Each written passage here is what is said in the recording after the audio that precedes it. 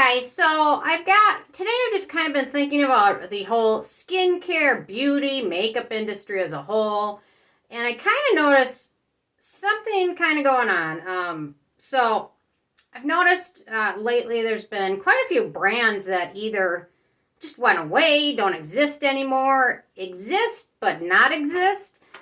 So first off, I'm going to talk about Farsley. They sent an email out today. They announced pre-orders and they're closing their doors until May. And it looks like they've gotten rid of most of their products except for 3 serums. Their unicorn serum, the rose gold serum, and the skin tune serum, which comes in the blue bottle or the teal bottle. They had a moisturizer, they had a face mist, they had an eye cream, they had tons of other stuff out there. So I'm not exactly certain what's going on with that brand. But anyway, if you have any info, leave a comment. But it's interesting. There's a few other brands. This brand I've been thinking about off and on because I just recently tried a lot of their products that a friend sent me to try. And I was just doing some research on them. And interestingly, their website, Facebook, and Instagram have not been updated in over a year. And it kind of looks like the only place to buy them right now is on Amazon. So I'm not sure what else. A few other people have asked me about it, and other than that, I have no idea. I think it's kind of strange. So I emailed them and have not got a reply, but some of their products are still available on Amazon, so kind of clueless. Another brand that kind of disappeared after being huge for a while was J1. They make their jelly pack, their red pack, their black pack, their white jelly pack. They're pretty huge. They're even at Sephora. So it kind of looks like they went under in the meantime, too, because these are not for sale anywhere, really. So interesting. And that kind of led me to start thinking about another brand that when I was first getting into skincare, I was really interested in, and that was Nude skincare. They kind of had a purple products.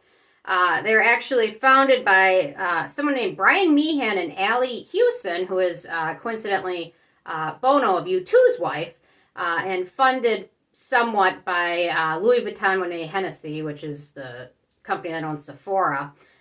So they were big, and I really like their stuff. They're actually one of the brands that kind of got me interested in skincare, and it looks like they were bought by Beauty Counter, and then they never did anything with it that I can find or tell. So, no idea. God, they're probably around 2016-ish, I want to say. A good 6-7 years ago. So, Beauty Counter bought them, and then it doesn't look like they did anything. But Beauty Counter's at MLM. Just, I don't know. And now they're at Sephora, so maybe their stake in Nude skincare is what got Beauty Counter into Sephora, despite the fact that they're an MLM, and Sephora and Ulta typically don't have MLMs for sale in their stores, but now that's kind of not so true anymore, but kind of sad, actually. So anyway, it's interesting. Estee Lauder, last week, and I did a video about it, they announced they're closing Hylamide, the chemistry brand, HIF, Abnormally. Estee Lauder announced they're closing all of those Deciem brands with the exception of Niode and The Ordinary. And interestingly enough, later last year, Becca announced they were closing their doors. They said because of the current, everything that's going on with the current virus and things. So it kind of started to make me thinking, oh, that's right, Becca is owned by Estee Lauder. So Estee Lauder is closing Becca. And then a year ago, Estee Lauder announced they're closing Rodin Oilio Lusso, which is like, I think they make like a few oils, body oils, face oils. Estee Lauder announced they're closing them too. So that's interesting. Makeup Geek is another big makeup brand. They're closing. Clairsonic closed last year. So it's kind of interesting that all these brands are kind of closing. It seems like there's just a undercurrent in like the skincare and beauty industry. And it really seems like instead of some of these Estee Lauder brands, we're coming up with more celebrity lines. Rose Inc. is owned by Rosie Huntington Whitley, who's like a model. Rem Beauty is now coming to Ulta. I just noticed it. They had some makeup products, and go figure, it's owned by Ariana Grande. Scarlett Johansson's coming out with the skincare line. Now we've got Gwen Stefani's line at Sephora, which is GXVE. How do you pronounce that? GXVE. I don't know. I don't get it, but whatever. Hailey Bieber, which is Justin Bieber's wife, she's talking about her line that's coming out. So it seems like some of these older big brands are kind of selling some of them, looking for bigger profits, and in the meantime, more brands are coming out every day. It just, I don't know if we need any more brands. I mean, come on, for real. There's enough brands out there that I could probably use a different product every day for the rest of my life. Kim Kardashian West / Cody, because she sold part of her brand to Cody for $200 million, closing out their perfume line, I think, as of May.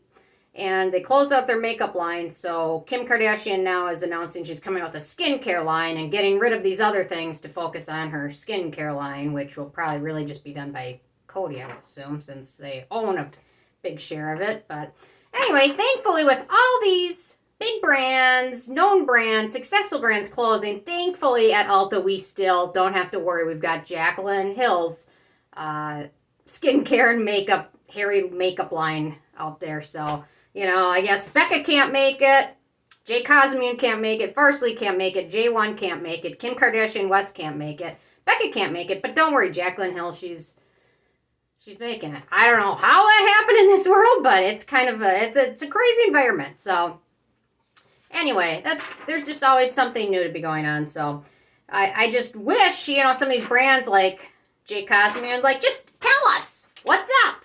I mean, I know it was founded by one gal. Maybe she's sick, or I don't know, but just drop us and tell us what's going on at least, so people know. And Farsley, I'm not sure if they're just downsizing and focusing on their 3 biggest products or what, but anyway, so lots of brands in the last 2 years to collapse, and thankfully every celebrity's got their own line. I think there's a rapper with a Machine Kelly or something, and he's got a nail polish line, so I don't know. I guess every celebrity needs a line, and yeah.